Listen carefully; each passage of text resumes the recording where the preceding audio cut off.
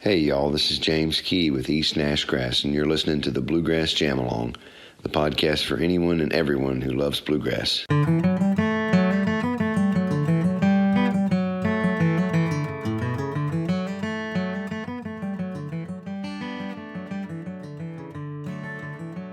So, my guest on Bluegrass Jam Along this week is James Kee.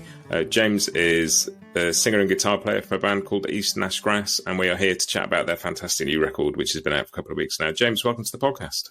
Hey, thank you. I really appreciate that. Happy to be here today.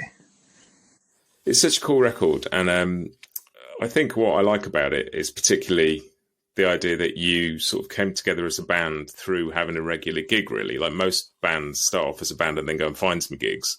And you sort of found a gig and turned into a band, and I think that's a really cool way of doing it. Yeah, that's basically exactly what happened. There's no shortage of work in Nashville, but we kind of found what we thought was a pretty good situation, and we kind of settled into it.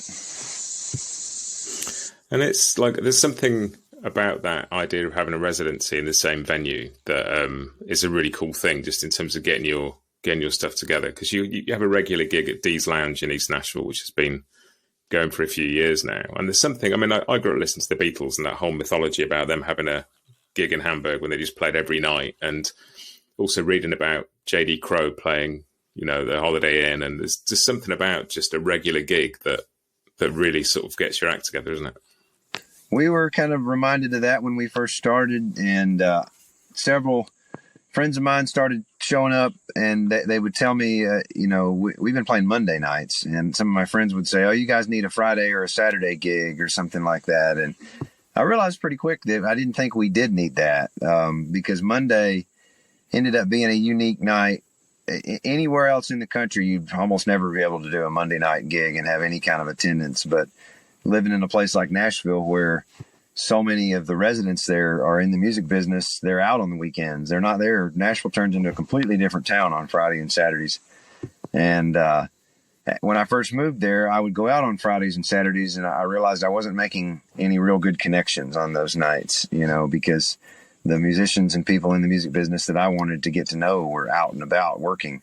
So when Monday rolls around, there's not, most people are getting back in from whatever they've done over the weekend, and they'd like to get out and have a drink and socialize and so forth. And so I realized pretty quick within just the first couple of months that there was going to be a lot of great opportunities there to meet some of the fine working musicians in Nashville, which was really, as a bluegrasser, that's who we really wanted to meet anyway, Yeah. So how did that gig come about in the first place? How did you sort of start working there? So I guess Corey got the gig for Harry. Harry had 2 stints in Nashville. He's from Arkansas, and this was his second stint. And me and him moved to Nashville about the same time. And so Corey was just trying to find some work for Harry. Corey wasn't even really in the band at that point for about a year and a half later when he joined. So I think it was through another mutual connection. Dee's was a new bar, and Monday's a hard night to fill, even in Nashville. And so they were willing to take a chance on some folks that had nothing going on and no real prospects or had really real clue what they were doing. They took a little bit of a risk on us, but we liked the vibe of the place and liked the staff and everybody that worked there. And we just saw it as, an immediate opportunity to be able to play somewhere that wasn't downtown as well. I've had little desire. When I first moved to Nashville, I thought I would work on Broadway like so many people do. And I did a little bit of that, and realized pretty quick it wasn't really my scene and wasn't really what I wanted to do. And so to be able to have a place where you can be outside of downtown, find a parking spot real close to the door and all that kind of stuff was a little bit appealing about Dee's. And so we just kind of grew together with it. Only have been open, I think they're about to celebrate their 7th anniversary. So they've been open less than a year when we started, because we've been playing over there. Monday, we're celebrating our 6-year anniversary. Wow. That's cool. So at what point did it feel like it was starting to turn into a band then? It's probably a couple years from the beginning, which was fall of 2017. We have an anniversary Monday, but the official start date's a little arbitrary. We're not really sure. I don't remember when the first one was. but yeah, it was very much a pickup band for the first couple years, and then started to get serious when we had the majority of the lineup that we have now, especially when Corey came into the picture. So that would have been 2019 when Corey started playing with us. So that was 2 years in, and that's when we noticed that we just had something musically that was noteworthy for us. And it's a really cool kind of collection of people who I think a lot of people would be familiar with some of the members of the band from other places outside of this. Like you guys first came on my radar. I interviewed Bronwyn Keith Hines maybe a couple of years ago now. Oh, cool. And obviously you sang on her record and Harry played on the record. And she was just like telling me about you being one of her sort of favourite singers, favourite people to play with in Nashville. And then like just your names kept cropping up again. I interviewed Dan Tominski, and he, has several members of your band in his band, and he was raving about how good you guys are.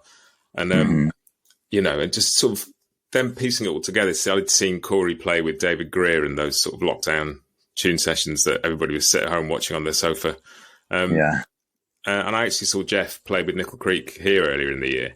Nice. And so it's all these people you start. That's one of the things I love about this sort of acoustic scene is you start seeing names just following you around. Everybody's playing everybody else's records, and it's like it's such a cool scene. It overlaps so much.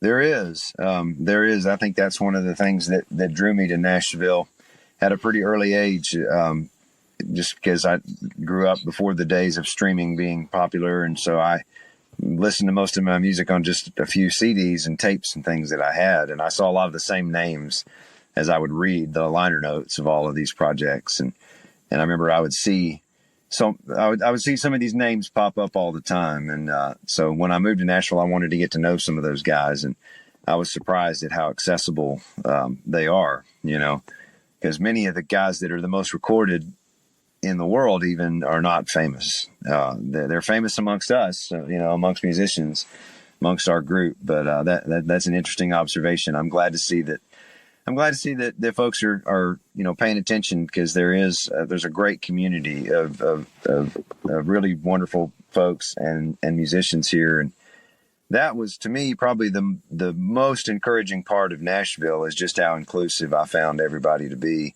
If you're really in love with the music, if that's your primary motivator for being here, then this is a great place for that.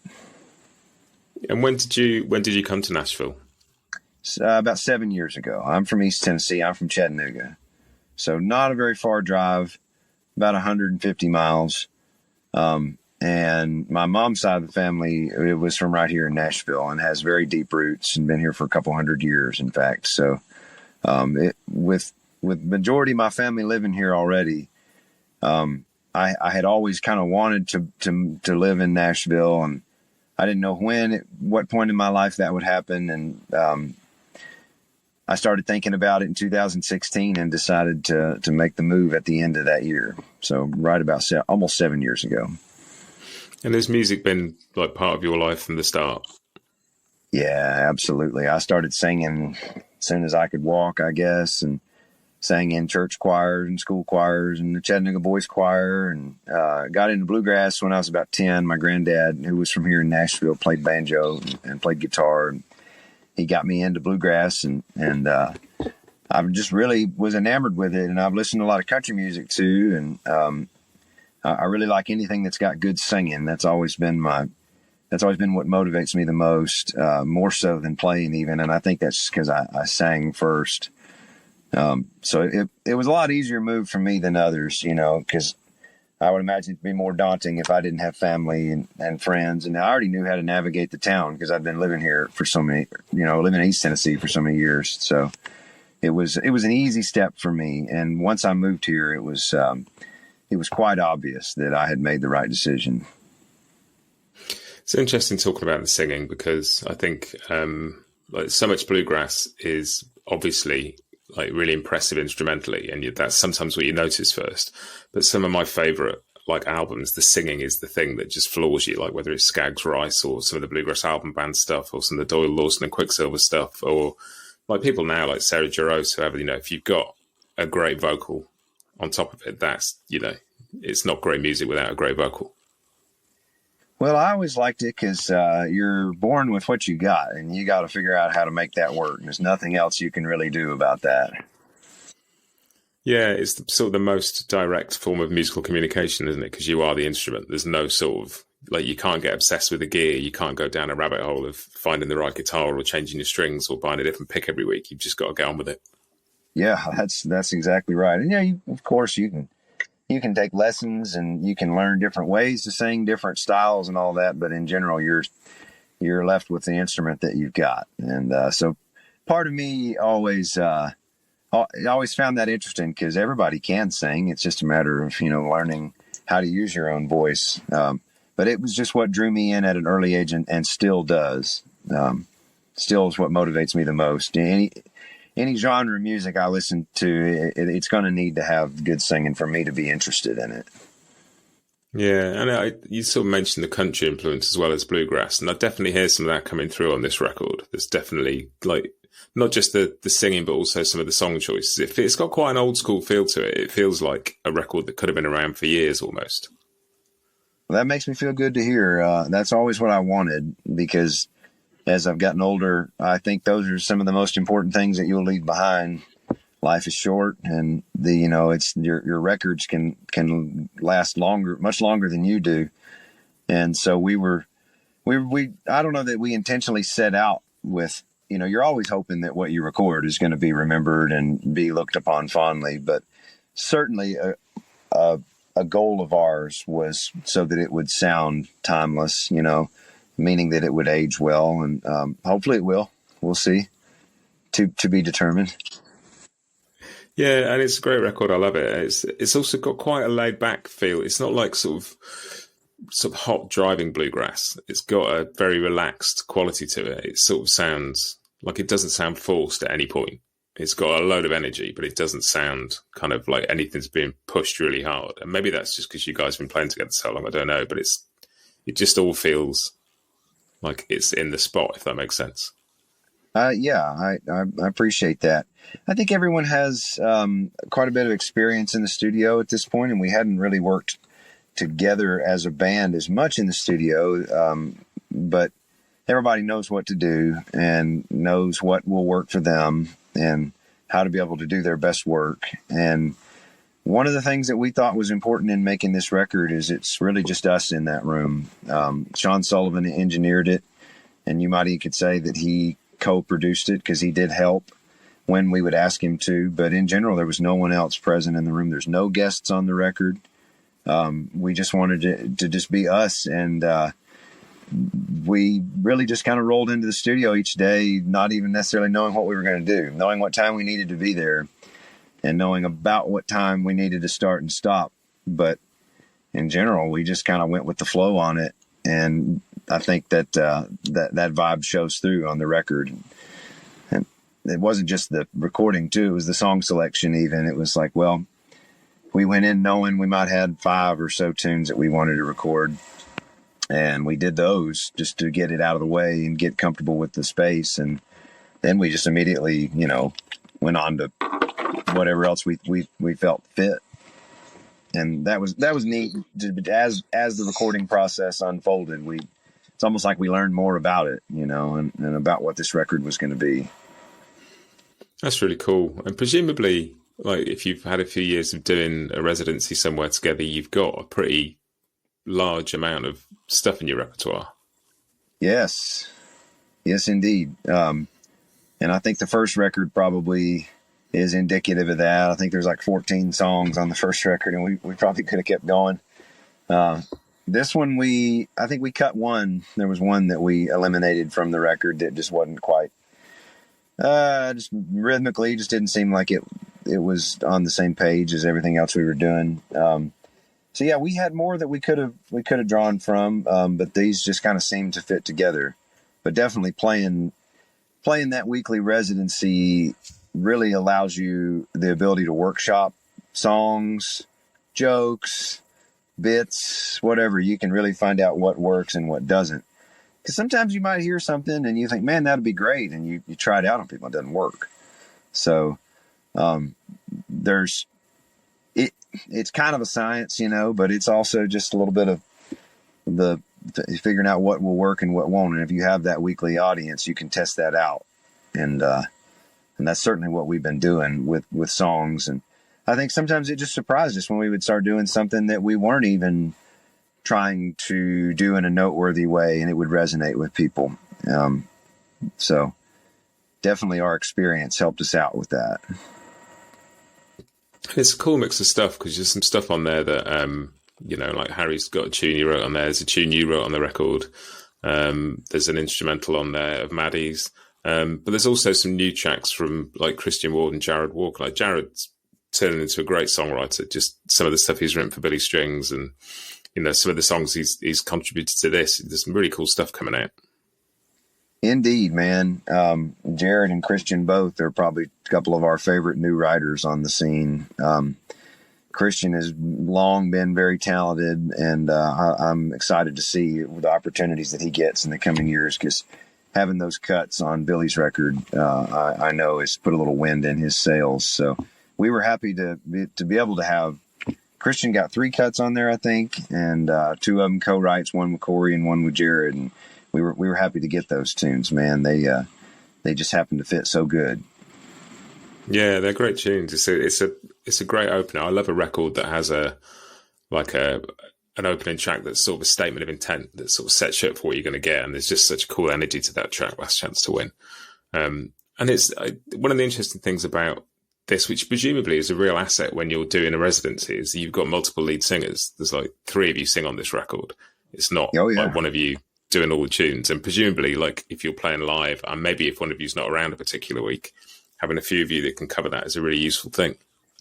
It is. And it's helpful for touring too, because it's tough when you have to sing everything. And I've done that before. And I probably sing the most in the band, but I certainly love to be able to switch it up. I think for one, it helps us be a band more than an individual or solo act. And there's just not as many bands, maybe as there used to be. I don't know. But to me, it certainly seems like in mainstream music, there's a lot less bands. And I think from a management and business side of things, I can understand why, because it's a hell of a lot more work to put together an ensemble that's, a democracy like what we have, where we don't have one person who's necessarily calling the shots. So things might take a little bit longer, but I love that dynamic, because if somebody shows up to see us and they don't particularly like me, they can just hang tight for a minute, or if they don't like, somebody else in the band, it's just a carousel that's always moving. And from an entertainment standpoint, that seems to help us a lot, because I hear feedback all the way around from all the singers in the band that people and different people like different things. And it allows us a lot more depth, I feel like, and a lot more ability to cover more ground and hopefully appeal to more people. Yeah, and it's something that you don't always get that often. And whether you you go back to the Beatles and you got everybody sing something, or Nickel Creek, they all sang their own songs. And I think there's something really interesting about that, because you've got such a wide palette to play with there, and hearing different voices is great. Does one of you naturally sort of take the front person role on stage, or is that another thing that you sort of share? That's typically me, and that's mostly through habit. I do share my time on the mic, but I was kind of the constant all these years at D's. I've probably had less, particularly since the COVID years. I've not done any music hardly at all outside of East Nash Grass, whereas the rest of the band is always working with different artists and working with some of the best in the business. I did for a little while, but I've had a few other things that have kind of taken my time here in Nashville. I manage some land here, and that's exactly where I am right now. In fact, I'm outside a lot, and so after the pandemic hit, I just decided that I would just focus all my musical energy on East Nash Grass. So that also allowed me to be there each and every Monday when they couldn't, and so I assumed that role of being front man, and I probably had the most experience doing that as well as anybody in the group, with all of them being sidemen for their whole career. I did have some MC experience, and that's kind of how I, came into that role. But I do make sure that everybody gets their time to be able to speak and to relate to the audience. And same with bringing new music.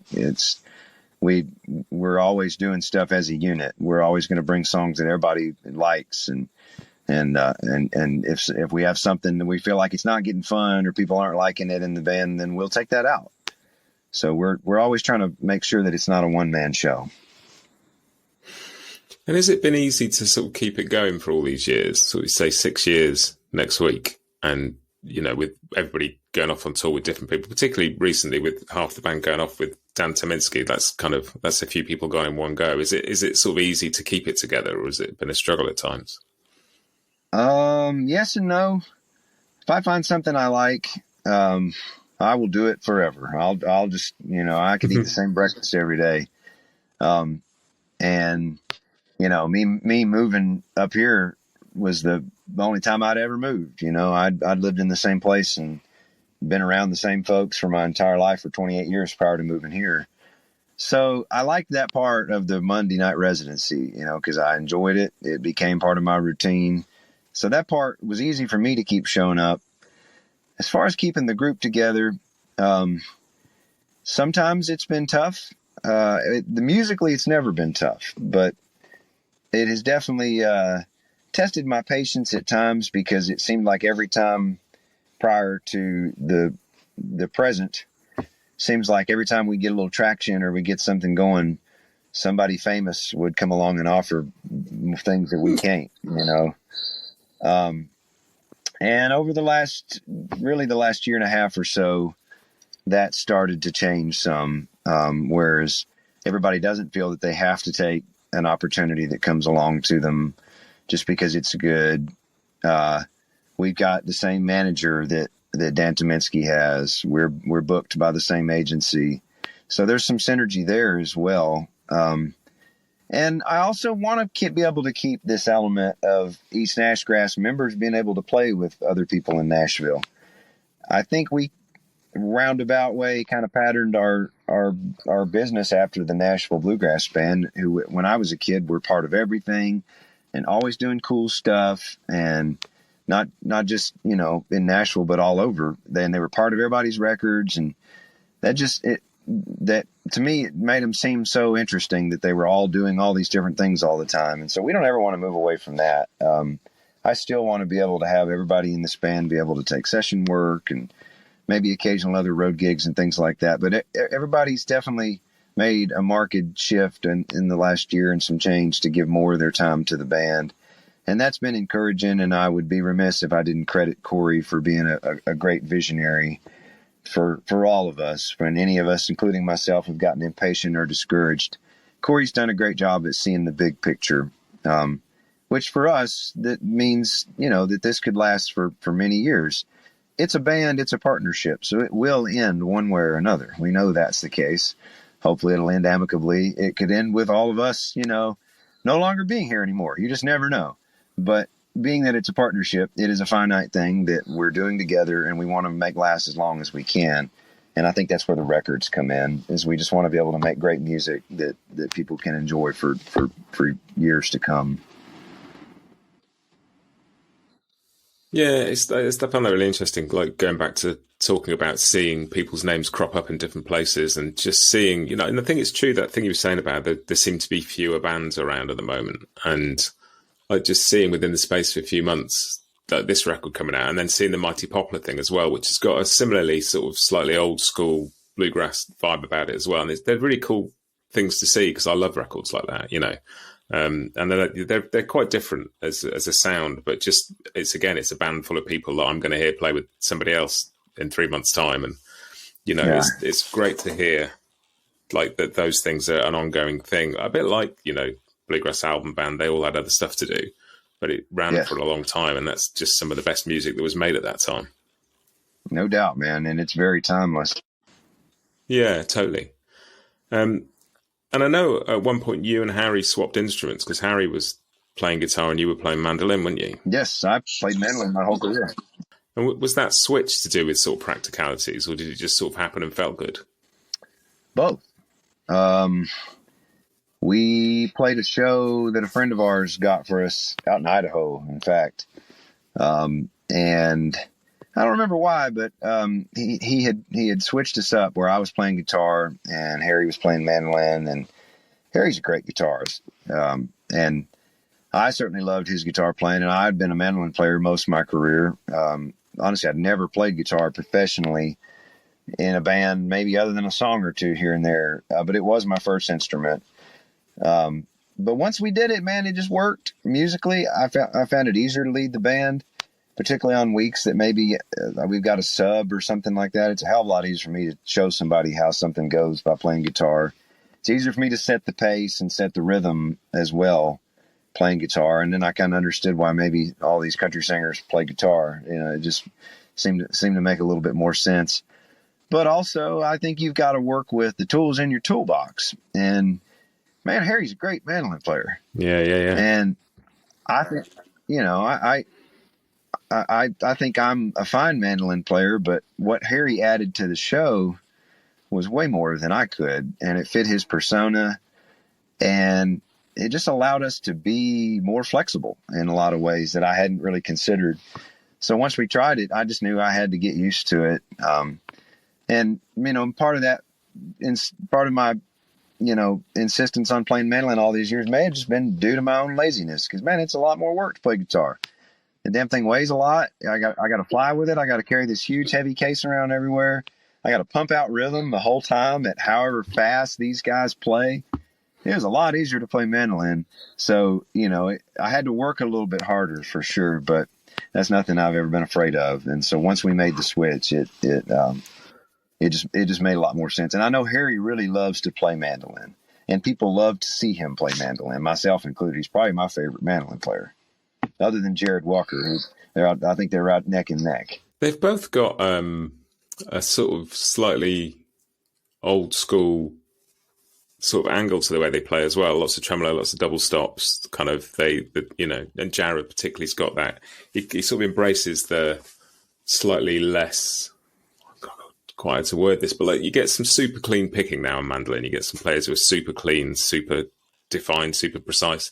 Both Harry and Jared have got a lovely sort of like just older sound, if that makes sense. Yeah, man, they do, and I think that's part of what they've listened to. You know, they've listened to a lot of the old music and the old mandolin players, and trying to take from them and you know, use that influence for something that's new and different. So it's like, I think some of the things that turned me off as a mandolin player from Bill Monroe was that it's like kind of abrasive sometimes. You know, Bill singing, his mandolin playing both could be a little abrasive. Might be a little sharp, might be a little out of tune, I don't know. But it still was really great and really powerful. And as I developed as a musician, I listened to that more and understood that a lot better when I was older. When I was a kid, I was dismissive of it because I just didn't have the full breadth of knowledge that I have now. And I think that's kind of what they've done with like Frank Wakefield and Bill, and try to take some of that power and some of that feeling, but make it cleaner and, you know, as in tune as we can get. And they both do a really great job of that. And I in my opinion, I think that's where a lot of their influence is coming from. Yeah, and I haven't got to see Harry play live. Being over in the UK, I haven't had a chance yet, but I love what I've heard of his playing on record. It's just, and when I talked to Dan Tominski, he was sort of raving about him and saying he couldn't believe that, like, every time he played something completely different. Always. Like you said, I could still listen to him all night because he's never going to play the same thing twice. Yeah. He's blossomed a lot in just the last few years. Like he's really come into his own, and I think people can see that when they see him live or hear him in the studio. Yeah, I first heard him on that Bronwyn Keith Hines record, and just, you know, he stood out immediately. And Dan was also raving about Gavin on Dobro, just, you know, how astonishing he is. And when you think that Dan Tominski's a guy who stood next to Jerry Douglas for most of his adult life, you know, he knows what good dobro playing sounds like. Yeah, you know, some things in life you just can't fake. And that's one thing I always loved about the music biz, is that, you know, it's a real put up or shut up kind of discipline. And Gavin, when you hear him, he's just undeniably talented. And he has a deep musical understanding that just really comes through. And he's kind of a once in a generation talent. I mean, he really is. And so to be able to play with him is a huge privilege. And you've had, like Harry won an IBMA Momentum Award.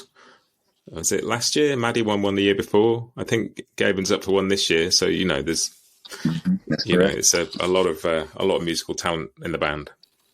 Yeah. And Corey won that award some years ago as well. Yeah, it's incredible. And so are you getting a chance to tour this record quite a bit as well as sort of continuing the residency? We have recently, yes. We did a little run up in the Northeast, which was our first time up there, and I think we were very well received, and we definitely are making plans to go back next year. And we went to Maine for Labor Day a couple weeks ago. We're going to Arizona tomorrow, Colorado next week. We'll be in IBMA in Raleigh at the end of this month, and Arkansas that weekend, at the last weekend of the month. So we've got to tour a whole lot. It slows down a little bit as we come into as we're coming into fall. And I think we're going to ramp it up next year and probably tour even more. We're coming to Europe for the first time. We're going to be in Switzerland in February. Oh, brilliant! We're pretty excited about that. And we're hoping that, we're hoping to get over there, at least once next year to Europe. But that one's for sure in February. Oh, it'd be cool to see you over here in the UK if you make it. That'd be amazing. We'd love to, man. I've always wanted to go. I've been to Ireland several times, and so we'd like to get the band over there too. But we would definitely like to get to the UK as well. Yeah, I mean, I'm going to be over at IBMA in a couple of weeks, but I think I'll leave just before you guys play. Well, we have some showcases with Mountain Fever Wednesday and Thursday nights there. Oh, I'm there Wednesday. I'll have to come to that. Okay, yeah, we're there. It's late. I think it's like 10 or 11 o'clock. But yeah, we'll be there. Cool. Oh, I'll come to Wednesday. Brilliant. Great. And like I was going to ask sort of what's next, but it sounds like this is next. It sounds like this is the deal now, and you're going to tour this record, start thinking about another one, keep playing week in, week out. That's exactly right. We've got a party Monday for our 6-year anniversary. That's the most immediate thing after this weekend. Like I said, where we're going to Arizona.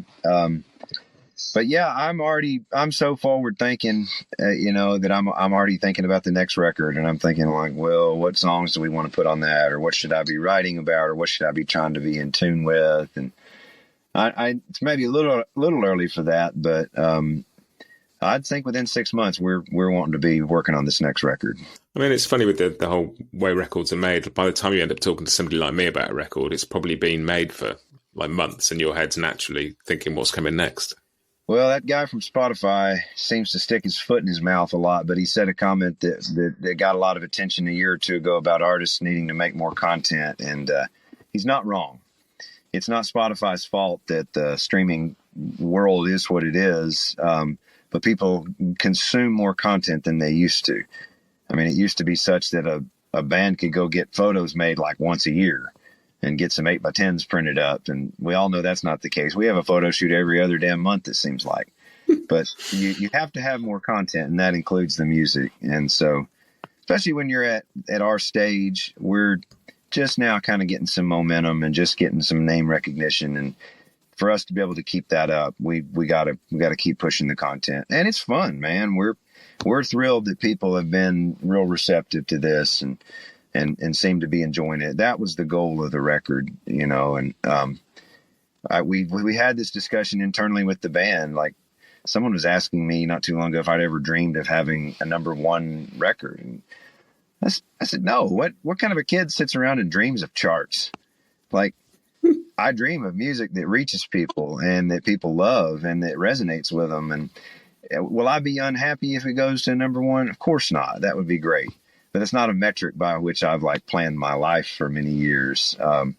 So to me, it's a huge privilege for us to be able to make music that people can connect with. And if we've done that on the first 2 records, then we damn sure want to continue that on to the next one.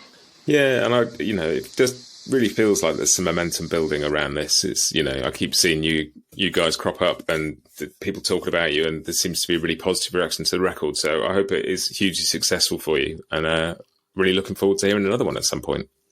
Well, we are too, man. We're excited about it, and I really appreciate all the kind words here today. Well, thanks for taking the time to do this. It's been a real joy chatting to you. Well, likewise, Matt. I really appreciate you being a little bit flexible with my my Luddite tendencies over here to get my technology working. It's all good. It's all good. Thank you.